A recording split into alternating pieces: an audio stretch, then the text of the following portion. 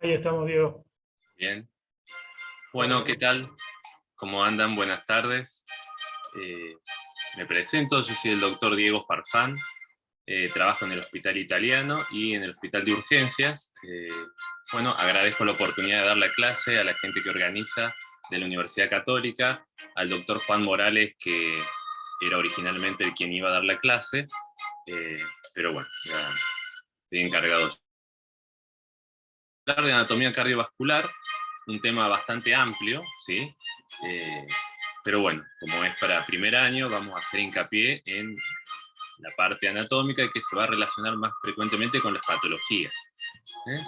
Yo preparé para que empecemos un Kahoot, ¿sí? Antes damos los objetivos de la clase, es conocer la anatomía normal, las variantes que tienen las imágenes, la anatomía normal, mencionar y mostrar los distintos tipos de métodos que nos van a ayudar, las alteraciones más frecuentes que podemos ver, y bueno, ejemplificar si se puede, si todo anda bien con internet, con algunos casos.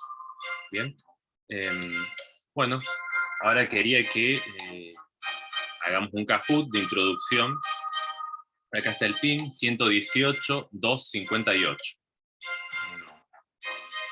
Si pueden ir entrando, y ahí son 10 preguntas.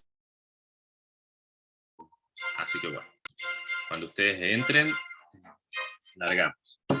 Me gustaría que lo hagamos al principio para que durante la clase podamos responder estas preguntas y bueno, seguramente van a salir algunas de estas preguntas en los parciales, en las evaluaciones.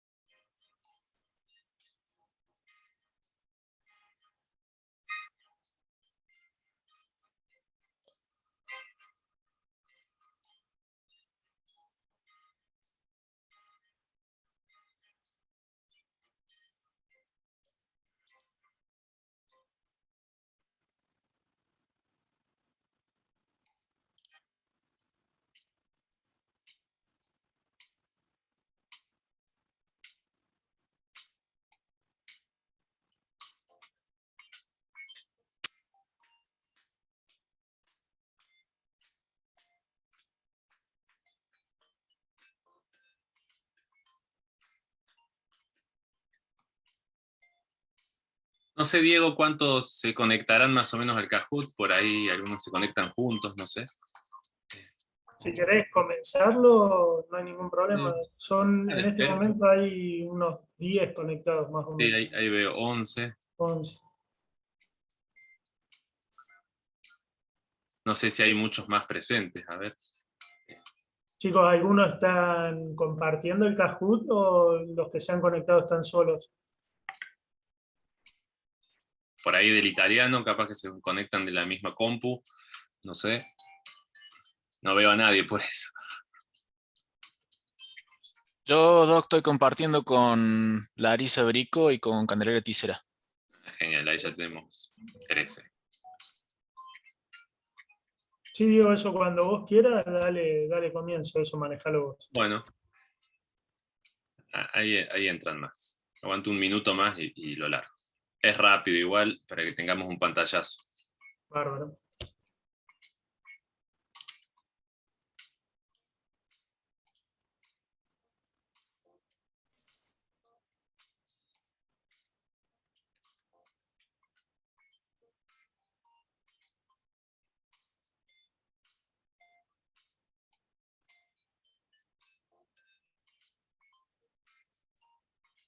Bueno, empecemos, ¿sí? Ya todos copiaron el PIN.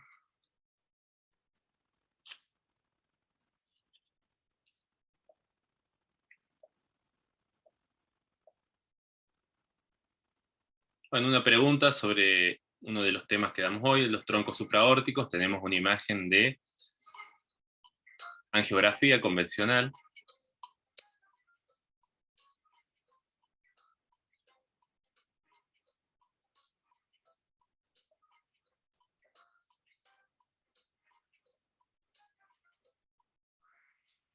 Bueno, a ver, veamos.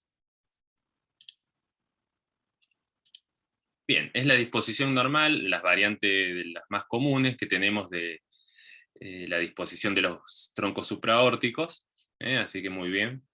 Veo que algunos no han participado, no sé si es poco.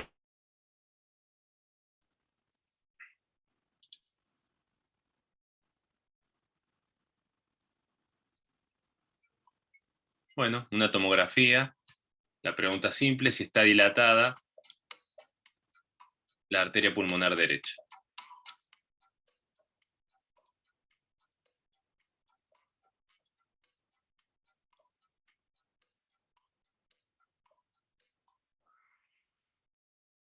Bien, bueno.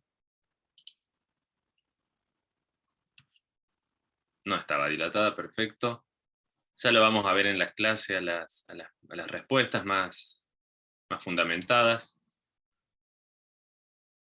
Bueno, un paciente que ingresa al hospital con un traumatismo de alta velocidad, un mecanismo de aceleración, desaceleración, una imagen de angiografía convencional. La pregunta, ¿es normal? ¿Hay disección? ¿Está comprometida la aorta ascendente? ¿O sospechamos un pseudoaneurisma de la descendente? Bueno, muy bien. Muy bien. Falta uno de los equipos de buceo. Alguien lo tomó hace poco. Y prepara el bote. ¿No? Las flechas, bueno, no están señalando algo en particular, pero sí uno de los signos que sí, digamos, están de acuerdo a la pregunta. Si hay signos de hipovolemia en este paciente o no. Pero sobre todo fíjense en la parte vascular, que es la que nos trae hoy a la clase. Bien, perfecto.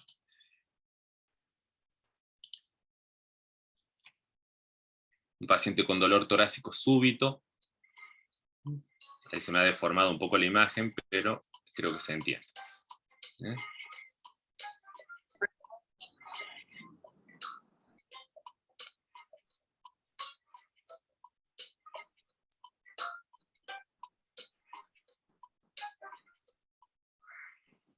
Bien, muy bien. Había dos, está bien.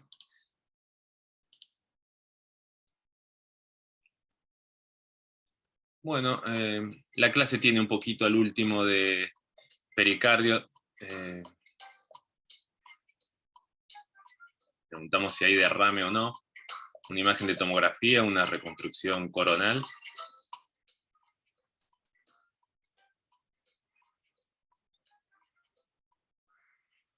Perfecto.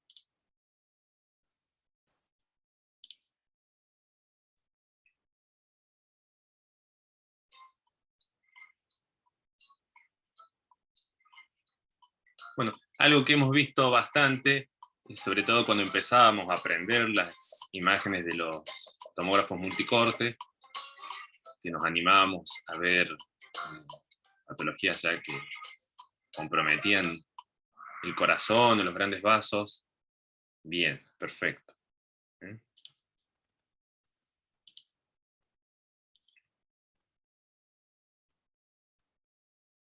Bueno, ¿cuál es el sitio frecuente de lesión en la injuria traumática de la aorta? Un esquema con una representación sagital del callado, el tronco arterial, la carótida común izquierda, la subclavia izquierda y la aorta descendente. Bueno. Bueno, capaz que hay alguna confusión con esto, ya después lo aclaramos.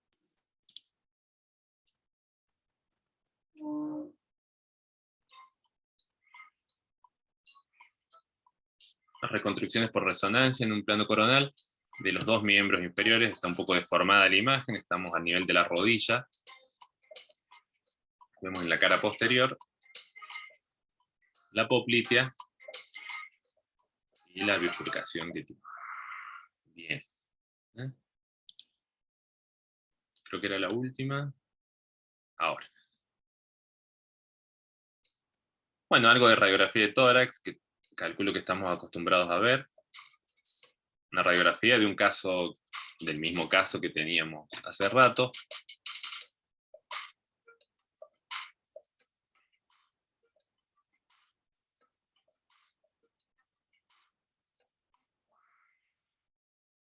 Bueno. Vamos bien. Bueno. Veamos cómo terminamos. Juan, Seba y Carla, felicitaciones. El resto, bueno, todo bien. La idea es que esto sirva de introducción a los temas de hoy. ¿Bien? Empezamos entonces con la clase ya. Habíamos dicho que los objetivos eran que mostremos en imágenes con los diferentes métodos la anatomía normal y algunas variantes para poder darnos cuenta cuando tenemos algo patológico. Yo no sé, Diego, si se ve esta partecita de arriba del Zoom a mí, si la puedo sacar. Sí, esto creo que se puede correr, pero ¿cómo? Ocultar, No sé. A ver si lo oculto. Ahí está. De todos modos se ve bien la pantalla, Diego. Ah, bueno. Bueno, ahí creo que salió. Bueno, entrando a la anatomía normal, ¿no? Vamos a ir un poco rápido porque es un tema bastante largo. Cardiovascular, yo no quise hacer hincapié en lo que es corazón, solo muy poco, quizás de pericardio al último, me concentré sobre todo en la aorta. Me pareció interesante que sepamos los troncos supraórticos, las ramas de la aorta, la patología que tiene el árbol arterial, que básicamente es la misma, y bueno, imágenes de todos los métodos, ¿no? La aorta, como todos sabemos, se origina en el ventrículo izquierdo a nivel de la válvula aórtica, tiene segmentos que son la aorta torácica y la aorta abdominal, cada una con sus segmentos, ascendente, callado, descendente, la abdominal, que podríamos separarla en la porción suprarrenal e infrarrenal. Y en cuanto a la anatomía de los vasos en sí, tenemos las capas íntima, media y adventicia. Bueno, una imagen que habíamos mostrado de los troncos supraórticos, una imagen por angiografía convencional. Quisiera que todos aprendamos esto y que lo veamos después en los cortes axiales de tomografía, que es lo que estamos habituados a ver. Entonces tenemos los vasos supraórticos que nacen en el callado, se dirigen hacia arriba, tenemos como primer vaso el tronco arterial brachiocefálico con la arteria subclavia, de ella nace la vertebral derecha, del mismo tronco arterial brachiocefálico, la carótida común derecha, luego como un segundo vaso del callado tenemos la arteria carótida común izquierda, y por último la subclavia. ¿Sí? De la subclavia también podemos ver la vertebral izquierda. Entonces, si hacemos un corte axial a este nivel, vamos a tener como 3 circunferencias, 3 vasos, más allá de que tenemos mucho contraste, que a veces nos puede generar artefacto por donde entró el contraste, en este caso por el brazo derecho, nos concentramos en estos 3 vasos, que ya sabemos. Como primero, desde derecha a izquierda, tenemos el tronco arterial brachiocefálico, la arteria carótida común izquierda y la subclavia izquierda. Si nos vamos un poquito más para arriba, vemos, más hacia cefálico, vemos que estos vasos ya están tomando su disposición, su dirección, digamos, el tronco se viene más hacia la derecha, la carótida y la subclavia más hacia la izquierda. Entonces, si hacemos un corte más arriba, ya tenemos los 4 vasos, que podemos ver, o 5, ya se dividió, fíjense acá, el tronco arterial, tenemos la subclavia derecha, la carótida común derecha, la carótida común izquierda, la vertebral y la subclavia. Ya podemos ver todos estos vasos. Estos son cortes que estaría bueno que todos, cada día que vemos una tomografía, vayamos desde el callado hacia arriba y después hacia abajo también, tratando de reconocer cada uno de estos vasos y teniendo en la mente, digamos, esta imagen de la anatomía normal, que por ahí a muchos nos resulta más fácil verla en el plano coronal o en el sagital, pero no olvidarse que la mayoría de los equipos tenemos siempre la tomografía axial, no todos los equipos de tomografía tienen la reconstrucción, así que bueno, esto es fundamental que lo aprendamos así en la visión axial. Bueno, otra imagen de angiografía convencional, un corte un poco oblicuo para demostrar desde anterior a posterior cómo van naciendo estos vasos que habíamos mencionado, y el caso que teníamos recién, obviamente no salió tan buena el contraste en esta angiografía. Acá estaría el tronco arterial, no había lesión en estos vasos, que son los supraórticos, un poquito alejado, ahí, pero proximal al nacimiento de la subclavia, tenemos esta dilatación. ¿Qué les parece? A ver, alguien que se anime, que me cuente qué pasa con esta arteria, qué le pasó a la aorta acá. Básicamente, ¿qué están viendo?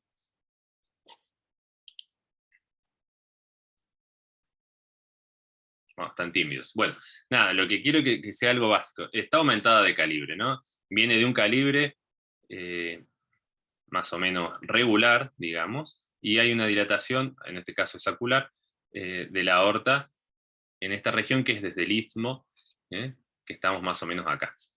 Bueno, es una injuria aórtica traumática aguda, ya lo vamos a ver esos casos un poco más adelante.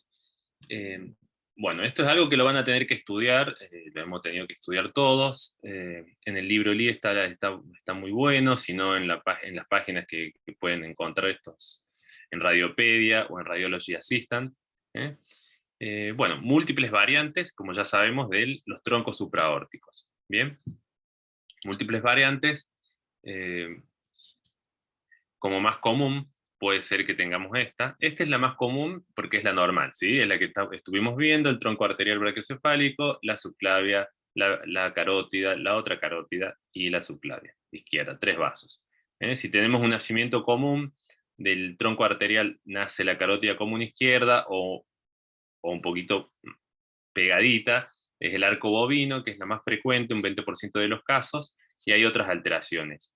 Si se fijan en esta, que es la tipo 5, es la que nos ocasiona la disfagia lusoria, la arteria subclavia derecha aberrante, que nace como último vaso, fíjense, no debería nacer desde acá, debería nacer acá, bien, y cruza, ya lo vamos a ver en un corte axial, cruza por detrás de la tráquea y del esófago, y los puede comprimir. Y al nacimiento tiene una dilatación, acá no está mostrada, pero se llama divertículo de Cohen. Bueno, también tenemos anomalías congénitas, no me quiero detener mucho en esto porque es muy teórico y lo van a tener que leer, estudiar detenidamente, porque son muchas variantes. Menciono acá las más frecuentes, que son el arco aórtico izquierdo, con la arteria subclavia derecha aberrante, es lo que estábamos hablando acá, ¿sí? Con un arco aórtico, fíjense cómo pasa por detrás de la tráquea y del esófago, y si este paciente, bueno, puede tener algo de hipertensión o calcificaciones, puede llegar a sentir esos síntomas de disfagia. Hay otros síndromes y bueno, vamos a tener que aprender a reconocer a todos. La clave es esto, que hagamos siempre, que vayamos viendo en corte por corte, poniendo la imagen coronal si quieren, con las líneas de referencia, que es muy bueno lo que traen los packs ahora, para ir guiándose, y que vayamos aprendiendo lo normal. En ese caso, si vemos acá, por ejemplo, más vasos, o una pelotita más, como lo aprendíamos nosotros, que primero se ven 3 pelotitas, después 4, se van a dar cuenta que puede haber alguna alteración. Bien. Bueno, seguimos. Mencionamos rápido el doble arco aórtico, 2 arcos originados en una única aorta ascendente, cada uno con subclavia y arteria carótida, ¿sí? También pueden generar una compresión. Bueno, lo que no mencioné, pero es algo que ya sabemos todos, que la patología básicamente del árbol arterial son dilataciones o son estenosis, básicamente, ¿no? Hablando a grandes rasgos. La coartación, por ejemplo, de aorta, un estrechamiento de la aorta torácica descendente proximal a nivel del istmo aórtico. También hablamos acá del istmo, ya lo vamos a mencionar más adelante. Bueno, puede ser postductal, que es la más común, o preductal, muy proximal al nacimiento, que generalmente se ven neonatos. Esto puede pasar a veces asintomática, pero puede dar síntomas y tiene reparación endovascular. Bueno, en cuanto a la aorta torácica. La aorta torácica, bueno, tenemos las porciones. Esta primera porción, que es el seno coronario, la aorta ascendente, ya mencionamos el callado, los vasos supraórticos, distal a la arteria subclavia, en la subclavia izquierda, tenemos ya la aorta descendente, que luego de atravesar el diafragma se va a convertir en aorta abdominal. Bien. La forma, le decimos callado porque era la forma que tenían los bastones de los pastores, y bueno, con ese nombre de callado. Acuérdense que hay otros callados, seguramente los conocen, el callado de la Asios y otras arterias o venas que tienen esta disposición, y por eso ese nombre de callado. Acá mostramos el ligamento arterioso que quedó como del remanente del conducto arterioso que unía la aorta con los vasos pulmonares, y es una zona de debilidad. Fíjense que la aorta está fijada un poco en el cuerpo por los troncos supraórticos, por el nacimiento, donde está el corazón, pero en esta curvatura que da, si tenemos un trauma de alta velocidad, esta parte queda fija, y a nivel del istmo, que es como un cuello que hay acá, se puede mover. Si uno viene muy rápido, a una velocidad muy rápida, y llega a haber una brusca desaceleración, esta porción vertical de la aorta se puede mover haciendo un cizallamiento a este nivel, y por eso encontramos los aneurismas, los pseudoaneurismas saculares traumáticos. Quería mostrarles ahora la aorta torácica en la visión axial. Son importantes que reconozcamos estos cortes, donde tenemos, ya habíamos visto, los troncos supraórticos, distal a la subclavia, ya tenemos la curva que da final hacia posterior, el callado de la aorta, no confundirlo con una coartación. Este es un paciente normal, que muchas veces por la angulación que tenemos en el estudio, nos da estas falsas imágenes de coartación o de estenosis, o de dilatación posterior. Acostumbrémonos a seguir todos la anatomía vascular de cada paciente para reconocer que no hay, ¿no? Y mirar muchos cortes, no solamente uno. Más hacia abajo es un poco más interesante, porque tenemos ya la clásica visión de la aorta ascendente, con su diámetro que es mayor al de la aorta descendente. Y ya aparece, de este lado, del lado izquierdo, la arteria pulmonar izquierda, que es un poquito más alta que la derecha. Por eso en un corte subsiguiente vamos a tener la arteria pulmonar derecha. Esto es importante que lo reconozcamos, y que reconozcamos que en este caso estábamos estudiando la parte arterial, la aorta. Si queremos estudiar las arterias pulmonares por sospecha de tromboembolismo, vamos en una workstation, o el licenciado quizás ya directamente lo haga, y nos va a poner un corte donde se muestren las dos ramas principales, así es mucho más fácil verlo. Eso uno, jugando en la workstation, lo puede angular distinto. Pero estos 4 cortes me parecen que son muy importantes para que los estudiemos, cada uno de los vasos, y que nos acostumbremos a verlos, ¿sí? La tráquea, el esófago, y que vayamos aprendiendo las medidas. La aorta ascendente, acuérdense, hasta 3,5 centímetros aproximadamente, en el callado 3 centímetros, la descendente podríamos considerarlo hasta 2,5 centímetros, y la abdominal 2 centímetros, como máximo. Si bien hay números un poco más complicados de aprender, eso es redondeando lo que deberíamos saber.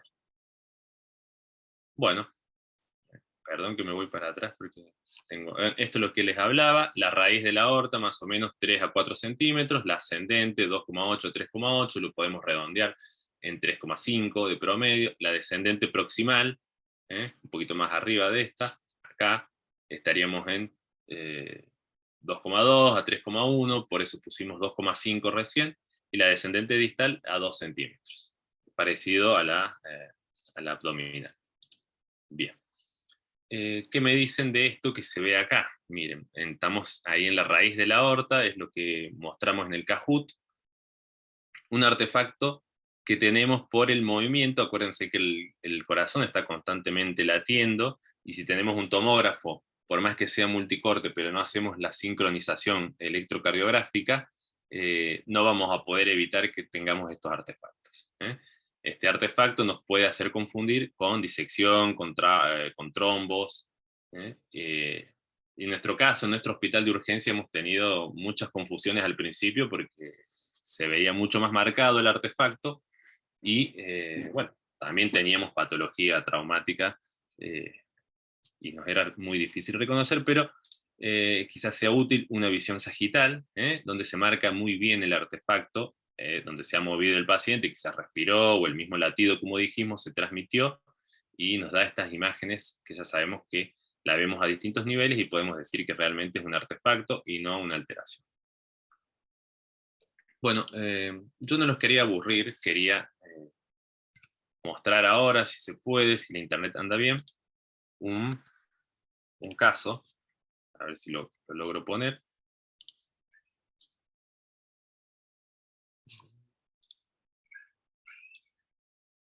Acá. Están viendo, ¿no? ¿Se ve, Diego? Sí, Se le cortó, Doc, a Diego la luz. Ah, así bueno, pero perdón. sí se ve. Se ve. Se ve. Vamos. Bueno, creo que están viendo ahí. No quiero... Quería mostrarles un caso real, digamos, del hospital italiano. ¿Cómo podríamos hacer un ejercicio práctico para ver en cada paciente, la vasculatura, ¿no? Tenemos el contraste que entra por el brazo derecho, por la vena subclavia, acá se une con la yugular, tenemos probablemente ya la innominada, y está entrando luego la vena cava superior, y entramos ya a la aurícula.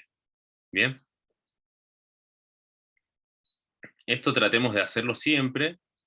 Podemos empezar por otro lado, si quieren empiezan por el callado o donde nace, pero tratemos de seguir siempre un caminito y mentalmente ir mencionándonos a nosotros mismos cuáles son los vasos que estamos viendo.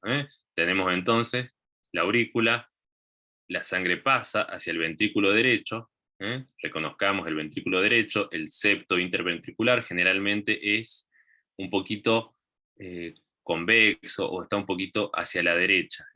Esto porque tiene mayor presión el ventrículo izquierdo, y lo podemos ver un poquito para acá o recto. Ya si se pone muy recto o para acá, vamos a tener que pensar en hipertensión. Bueno, entonces estábamos en el ventrículo derecho. Fíjense que del ventrículo derecho tenemos la sangre que pasa a la arteria pulmonar, el tronco principal de la arteria pulmonar, que no debe medir más de 2,9 centímetros. Luego, esto es lo que yo les mencionaba, si venimos desde arriba hacia abajo, primero nos aparece la rama pulmonar, el tronco principal izquierdo, y luego el derecho, ¿sí? Bueno, ya sabemos que esa sangre va hacia los pulmones, se oxigena y vuelve por las venas pulmonares. Venas pulmonares, derecha, izquierda, anterior, posterior, hacia la aurícula ya izquierda. Esa sangre va a pasar hacia el ventrículo izquierdo. Prestemos atención también al grosor. Me parece muy largo ya dar toda la parte de miocardio, pero prestemos de todas formas atención. Sigamos el recorrido que hace la sangre, el ventrículo izquierdo, y luego ya esa sangre oxigenada, como se le dice, tenemos la raíz de la aorta. Acá no se ve el artefacto que mencionamos recién, y ya tenemos la aorta ascendente con la clásica visión de la aorta ascendente, descendente y las arterias pulmonares. Esto todo jugando con la ruedita del mouse. sigamos el recorrido de la aorta ascendente hacia cefálico,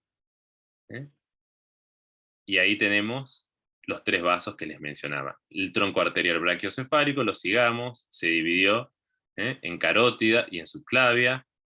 El segundo vaso que teníamos era la carótida común, izquierda, la vemos acá, muy pareja con la derecha. Y el tercer vaso, que salía como último del callado, era la subclavia. La vemos por acá y se va. Y también podemos ver el nacimiento de la vértebra. Bueno, siguiendo hacia abajo el callado, prestando siempre atención a cambios de calibre, seguimos a la arteria torácica descendente, atravesamos el diafragma, ya tenemos aorta abdominal, una pequeña hernia tiene este paciente. Bueno, me adelanto un poco porque seguimos hacia la aorta abdominal, tenemos el tronco celíaco que nace hacia adelante, tenemos las 2 ramas principales que son la arteria hepática, la arteria esplénica. Miren las vueltas que da esta arteria esplénica, ¿no? Esto hay que reconocerlo porque si estaríamos hablando de que yo quiero cateterizar la arteria esplénica por un caso de trauma esplénico para embolizar o hacer algo, me va a resultar sumamente difícil, ¿no? Siempre veamos las imágenes axiales para guiarnos luego si tenemos que hacer un procedimiento. La arteria gástrica izquierda está un poquito muy chiquita, acá se la ve. El tronco celíaco entonces nace de la cara anterior. Luego tenemos la arteria mesentérica superior. La vena, acá pasa la vena renal por detrás. Y tengamos en cuenta que tenemos también la tercera porción del duodeno. Estamos hablando de que si ponemos esta imagen en plano sagital, vamos a tener el compás aorto-mesentérico, que si mide menos de 50 grados, de 45, puede haber una compresión y causar el síndrome de la arteria mesentérica. Bueno, no es el caso, pero ya me dirán ustedes si le ven algo a esta arteria mesentérica. Porque nació el tronco celíaco, ahí, voy hacia abajo, y nace la arteria mesentérica.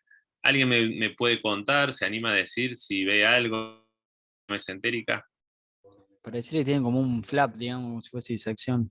Bien, perfecto. Tiene, Lo ven acá como una línea hipodensa. Tengo 2 luz, verdadera, falsa, que en este caso es muy difícil distinguir, pero bueno, tenía una disección este paciente.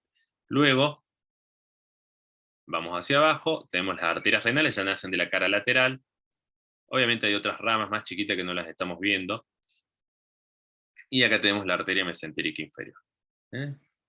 Este paciente, bueno, sospechamos que esta disección tiene que ver con la aterosclerosis que tiene, ¿no? Alguna úlcera que ha penetrado y se ha complicado.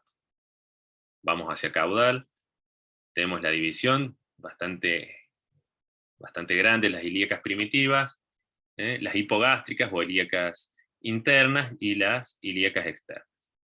Hace bastante tortuosidad, tienen acá.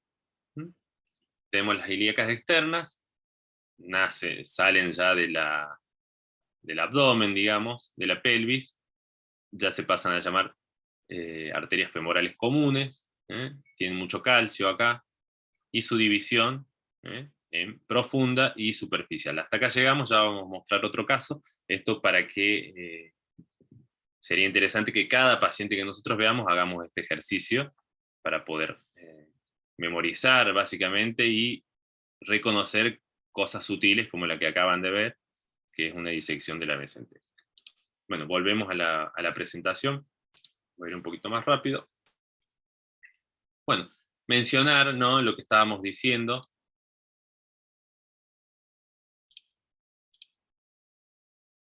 Perdón. De los aneurismas. ¿Qué es un aneurisma? Una dilatación permanente de un segmento de la aorta, más del 50%. Ya sabemos las medidas.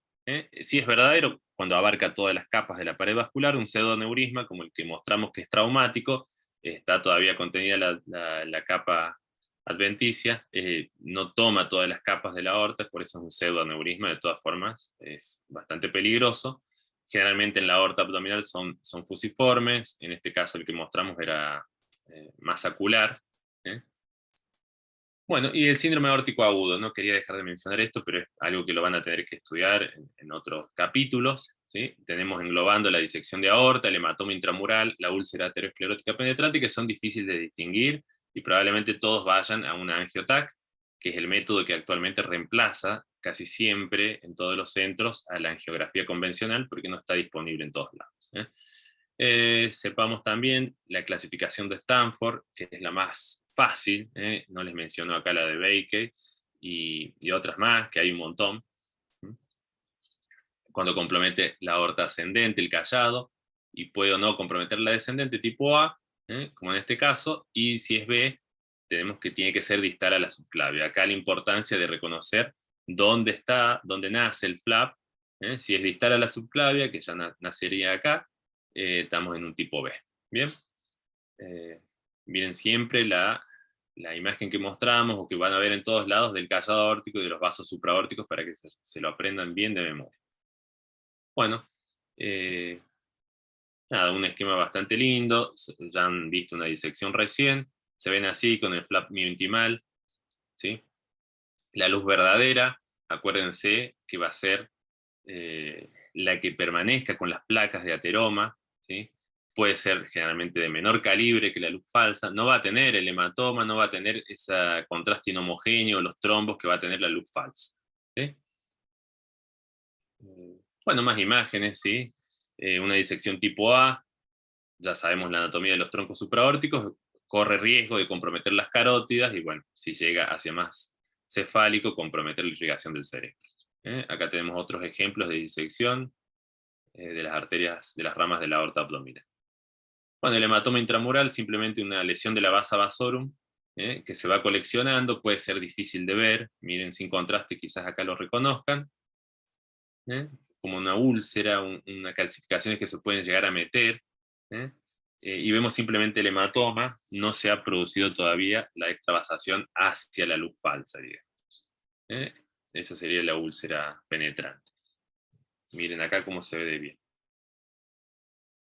Bueno, ya habíamos mencionado, pero es súper importante que reconozcamos, sin salir todavía de la aorta torácica, del tórax, la vasculatura de los pulmones, ¿sí? Yo ya se las mencioné. Acá fíjense que este es un estudio que está hecho para ver la arteria pulmonar, ¿sí? La vasculatura de los pulmones.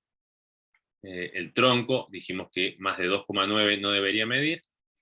Esta es la visión anatómica, pero nosotros la vamos a estudiar así, y vamos a tratar de seguir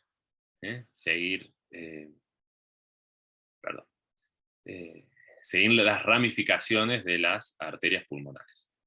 Tenemos que, es bastante fácil cuando uno se lo imagina, porque estamos hablando del pulmón que se va ramificando, ya sabemos la segmentación. Entonces acá tenemos las arterias principales, izquierda y derecha, tenemos la arteria lobar superior derecha, la interlobar, de ahí nace del lóbulo medio y para el lóbulo inferior, ¿sí? Esto lo podemos haber visto, quizás los han escuchado o estudiado como arterias de, bueno, el tronco, las ramas principales, las ramas lobares y las ramas segmentales, ¿sí? Fíjense, las medidas, más de 29 milímetros, no debería ser la arteria pulmonar, ¿sí? No debería medir más que la aorta ascendente, ¿sí? Fíjense en este caso que había hipertensión, mide mucho más que la aorta ascendente, esto es importante que lo comparemos. La derecha no debería ser más de 25 milímetros, la izquierda de 24. Cuando ya no vamos a distal, hay que compararla con el bronquio, ¿sí? Si se acuerdan del cursado, quizás de cuarto año de la materia, de la universidad, de la facultad, teníamos estos siempre comparando. Lo hacíamos generalmente para el anillo de sello para ver las bronquiectasias, pero en este caso el que va a crecer es el vaso, ¿sí? No el bronquio. Si el vaso está más grande que el bronquio, obviamente en un paciente normal, sin bronquiectasias, vamos a tener un criterio para decir que hay hipertensión. Fíjense el trombo, cómo se manifiesta como un defecto de relleno hipodenso. Bueno, esto rápido es para valorar qué tenemos que valorar, defectos de represión, pero sobre todo dónde está, ¿sí? Dónde están los trombos, qué arterias están comprometidas de la vasculatura pulmonar. aprendamos los signos de hipertensión pulmonar, y aprendamos también, veamos, aunque la mayoría no está acostumbrado a ver el corazón, y tratar de ver si nos está mostrando signos de sobrecarga hacia las cámaras derecha, y de reflujo de contraste también de la vena cava inferior y suprahepática. Bueno, acá quería mostrarles el otro ejemplo, pero no quiero demorarme mucho. Vamos a pasar.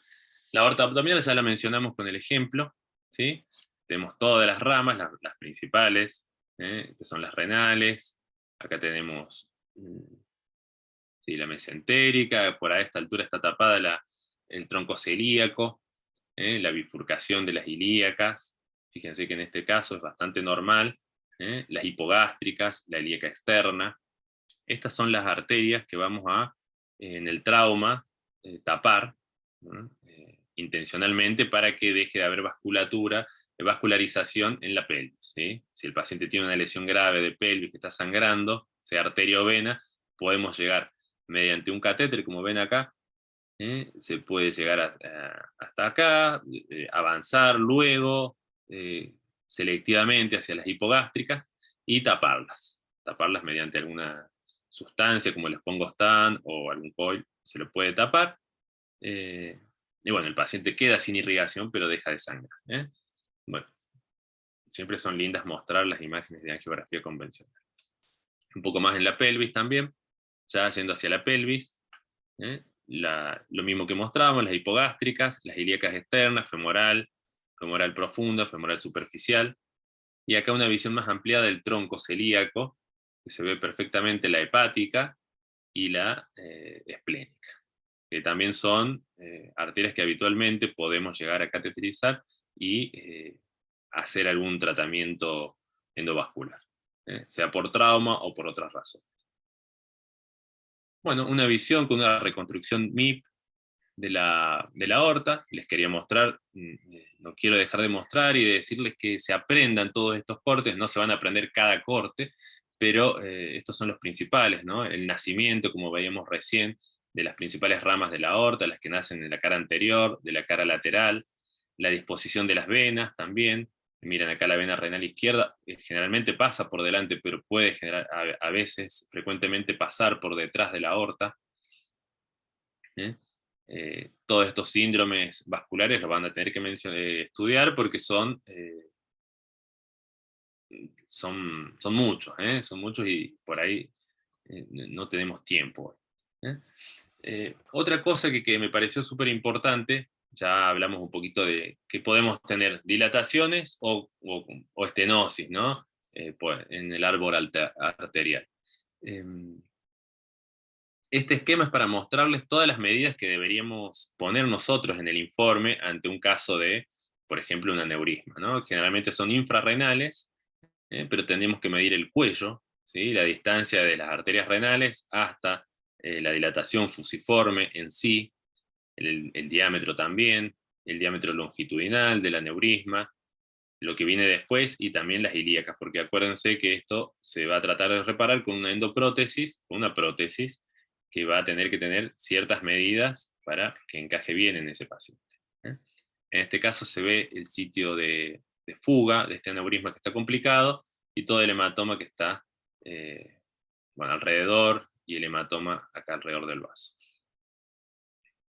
Bueno, me paran, por favor, si estoy yendo muy rápido, si no entienden algo. Pasa que es un tema bastante largo y no me quiero demorar, ¿sí? No sé cómo voy. Bien, Doc. Bien. Bueno. Una imagen de reconstrucción del árbol arterial al nivel de la pelvis, ya yéndonos hacia los miembros inferiores. Tenemos una visión coronal y sagital. Miren cómo se va hacia posterior. Las ramas circulan por la cara interna, anterior acá en la parte más proximal, y luego hacia posterior la femoral superficial, y vamos a tener luego la poplitea. Bien. Una visión por angiografía convencional, una visión por resonancia, creo que esto lo mostramos en el Kahoot, y Una reconstrucción también con MIP, pero mediante tomografía. Fíjense que con tomografía podemos ver las placas de ateroma y estudiarlas. Es quizás mucho más bonita también la imagen por resonancia o por angio convencional. Tenemos la arteria femoral superficial, atraviesa el canal de Hunter. Tenemos la arteria poplitea, ya en la pierna, ¿no? En la rodilla, en el hueco popliteo. Y tenemos la arteria tibial anterior, que nace como primer vaso, luego el tronco tibio peroneo, con la tibial anterior y la tibial posterior, perdón, y la peronea. No sé si puedo, muestro el otro casito. Esto es lo que hablé al principio, que también estaba en el Kahoot, el sitio de debilidad, de movimiento que tiene la aorta ante un mecanismo de aceleración, desaceleración, está en el istmo. Así que en este lugar vamos a buscar, si tenemos ese mecanismo de trauma, vamos a buscar alguna lesión, por más chiquita que sea. También en este lugar vamos a buscar si tenemos una lesión para clasificarla según es A o B, desde acá para adelante, o desde acá hacia proximal. Esta es una imagen bastante vieja. Este era el caso que mostramos, un caso que tuvimos en el hospital de urgencia en el año 2008, perdón, 2008. A nivel de los ilios, si observamos una radiografía de tórax, no debería ser mayor a 8 centímetros. Esa era la respuesta.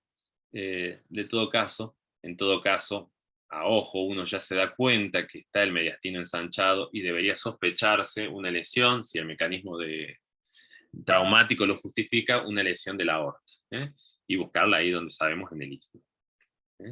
Con angiografía se hizo el diagnóstico en este caso, todavía no teníamos angiotac, pero así evolucionó. Después, justo ahí llegó el tomógrafo, me acuerdo, el de 16 cortes, y la reparación con endoprótesis. Mire cómo estaba la dilatación pseudoneurismática y luego corregida, quedó muy bien. Bueno, otro caso también del hospital, no siempre son las lesiones en el istmo. Bien, acá ya en la aorta descendente tenemos una dilatación también sacral, que también fue operada. Fíjense cómo va creciendo, ¿no? Uno puede pensar que no crece tanto, pero sí. Mira, el día 3 medía 25 milímetros y el día 8 ya 29 milímetros, así que si seguía progresando, se iba a accidentar probablemente, pero fue reparado. Bueno, este es cómo quedó la reparación. Otra imagen que no quería dejar de mostrarles, porque bueno, estamos acostumbrados a verlo en trauma también. Esto se llama intestino de shock, este realce característico de las paredes del intestino, pero no es muy frecuente que lo veamos. Pero sí, tomemos el calibre de esta aorta, de anteroposterior y de la vena cava inferior, ¿sí? Como criterios de hipovolemia. Obviamente en un paciente que lo esté sufriendo clínicamente. Si tenemos estas imágenes, tenemos ya 3 signos de hipovolemia, que es el intestino de shock, la aorta disminuida de calibre, como mencionamos acá, y la vena cava inferior también bastante plana. ¿Sí? Bueno, yo creo que estamos un poco con el tiempo.